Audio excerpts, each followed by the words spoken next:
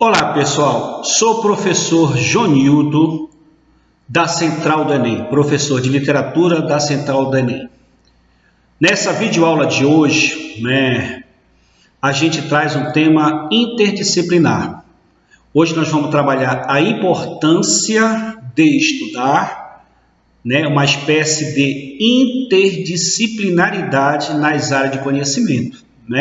Hoje nós vamos passear nas áreas de conhecimento, nas disciplinas que compõem o eixo linguagens, o eixo de linguagens, tá bom?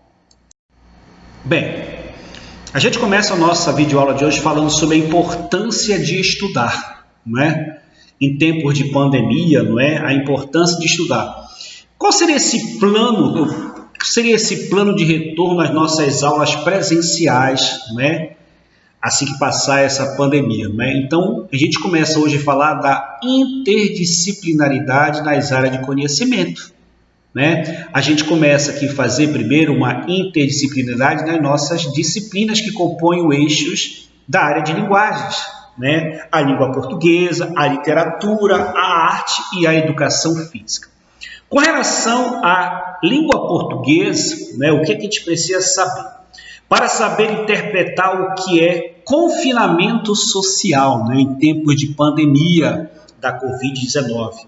Então, a gente vai usar o confinamento, para refletir sobre a importância do conhecimento. A gente também vai valorizar a escola e seus professores em tempo de pandemia. Isso em língua portuguesa. Em literatura e arte, para entreter durante o confinamento e para valorizar o trabalho dos artistas, A literatura aqui fazendo uma espécie também de interdisciplinaridade com as artes. E em relação à parte de educação física, para entender o quão é importante a atividade física para a imunidade das pessoas, Então, a nossa videoaula de hoje é uma videoaula de um tema interdisciplinar, em que as disciplinas vão interagir entre si, a língua portuguesa, a literatura e artes e a educação física, Então, a gente começa a nossa videoaula de hoje falando sobre esse tema, interdisciplinaridade das disciplinas. A gente começa a falar um pouquinho sobre a literatura e as artes, Aí a gente faz um passeio de um movimento que a gente já estudou chamado de trovadorismo, O que foi o trovadorismo? O trovadorismo ele foi considerado a nossa primeira época lírica portuguesa.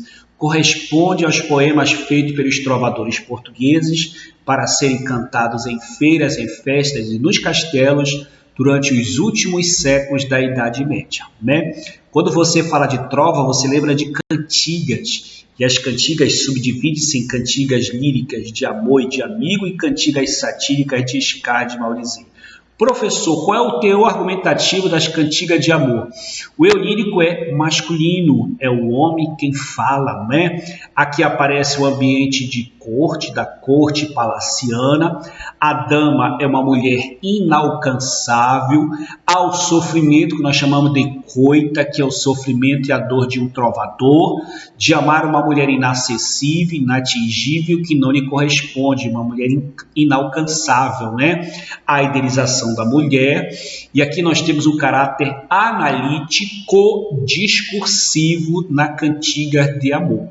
Outro tipo de cantiga, de trovas, nós temos as cantigas de amigo, onde o eu lírico é feminino, aqui a mulher quem fala, o ambiente é popular, é realista, há uma paixão não correspondida e esse tipo de cantiga tem um caráter narrativo e descritivo. Então, observa que na cantiga de amor o caráter é analítico discursivo e na cantiga de amigo o caráter narrativo descritivo. Essas são as chamadas cantigas líricas de amor e de amigo, que a temática principal vai ser a temática do próprio amor, E o outro tipo é a cantiga satírica, que pode ser de dois tipos, elas podem ser de escárnio ou escárnio e maldizer, O próprio nome diz, vai fazer o mal, Vai atacar diretamente.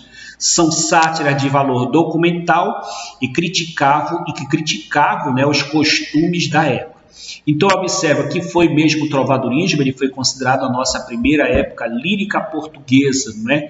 Primeiro movimento da literatura portuguesa, primeiro movimento de Portugal foi o trovadorismo, também chamado de era medieval ou simplesmente de medievalismo, onde você faz uma divisão dos textos em cantigas líricas de amor, onde o lírico é masculino, e cantigas líricas de amigo, onde o lírico é feminino. E nas satíricas, o próprio nome diz, né? Sátira tem a ver com a crítica, né? A cantiga de escárnio faz uma crítica indireta e a cantiga de maldizer faz uma sátira já direta. Então, sátira de valor documental, né? Que criticava os costumes da época. Criticava o costume, criticava valores, criticava pessoas na época, né? Esse é o movimento chamado de trovadorismo.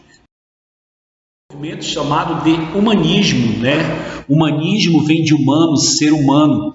Uso da razão, né? E do método científico para responder às questões mais importantes. O humanismo coloca o ser humano no centro das atenções. Busca da satisfação, né? E do desenvolvimento da criatividade. Né? O humanismo seria aquele movimento, né? Seria aquele elo de ligação entre o trovadorismo e o classicismo. O humanismo seria o período de transição, né? O período ou fase de transição seria uma fase, né, simplesmente que vai servir de elo de ligação do trovadorismo para o classicismo. Então não esquecer, humanismo vem de humano, ser humano, valorização do homem, valorização das ideias antropocentristas. Destaque na literatura humanista nós temos Gil Vicente, considerado o maior dramaturgo português. Gil Vicente, pai do teatro português, né? Gil Vicente é considerado o maior dramaturgo em língua portuguesa. O outro movimento que a gente vai estudar é o classicismo, né? O classicismo tinha como temáticas principais, como temas principais, o antropocentrismo, né? Que seria a valorização do homem. Não esqueçam que simplesmente o classicismo é uma continuidade do humanismo. Aí nós temos valorização do homem, paganismo, superioridade do homem, racionalismo, razão, objetividade e retomada dos valores greco-romanos ou greco-latinos, né? O destaque do classicismo aqui nós temos ele, Luís Vaz de Camões, considerado o maior poeta lírico e épico da literatura clássico renascentista. Classicismo, Renascimento, Luís de Camões, né? Luís de Camões, sonetos, Luís de Camões, Epopeia, os Lusíadas, não esquecer dos Lusíadas, que é aquela obra que narra a aventura de Vasco da Gama para as Índias, para o Oriente. Então não esquece, quando você falar de classicismo, Luís de Camões, quando você falar de humanismo, Gil Vicente, né?